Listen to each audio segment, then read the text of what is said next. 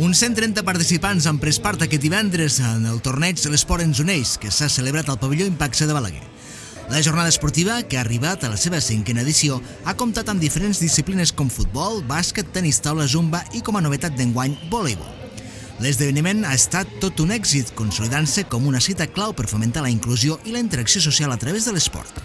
Fer un torneig, una jornada inclusiva d'exercici físic i esport entre diferents entitats de la comarca. Actualment ja portem 2 o 3 anys que estan venint entitats d'altres llocs, de Lleida, de Tàrrega, de Mollerussa, i el que pretenem és una jornada tots junts, passant-nos-ho bé, i el que fomentem és l'intercanvi personal, les relacions, l'exercici físic.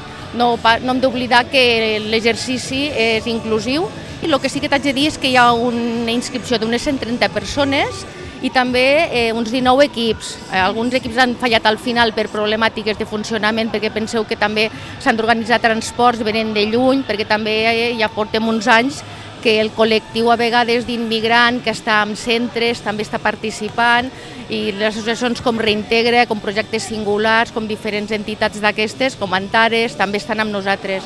I realment, però el que sí que estem veient és que progressivament estem augmentant el número de participants, la gent s'ho passa molt bé. A més, per commemorar el 5è aniversari del torneig, s'ha instal·lat un tendal amb el lema de l'esdeveniment per fer-lo més visible. El que sí que hem fet aquest any com a diferent, perquè pensem que hem de donar visibilitat, és fer un tendal, que el tenim aquí al darrere, que fica el nostre lema, que és l'esport ens uneix, perquè penseu que portem 5 anys i realment pensem que és una cosa molt interessant. S'ha de donar visibilitat a la salut mental, la importància de que la gent es relacioni, de que estigui la comunitat, i pensàvem que era un bon any per fer un canvi, i el canvi és aquest que tenim aquí darrere. Una de les participants i membre del Servei de Rehabilitació Comunitari de Balaguer ha explicat que era la seva primera vegada en el torneig.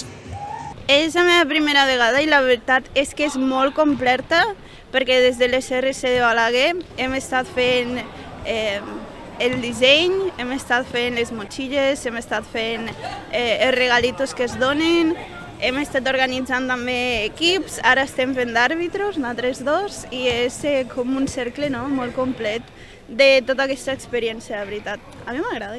Els participants també han valorat positivament la implicació dels assistents i l'ambient de la jornada. Jo faig d'àrbit de vòlei i veig que molta gent s'implica molt perquè els agrada bastant l'esport, que li foten ganes.